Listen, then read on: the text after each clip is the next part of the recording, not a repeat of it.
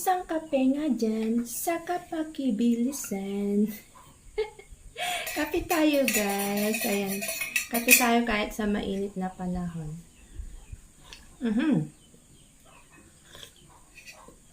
Ayan. Kain tayo. May breakfast ako na French toast. 2 French toast yung pagkain ko for today. Ayan. At tayo'y kakain na. Ako'y nagugutom na din. Kain tayo everyone.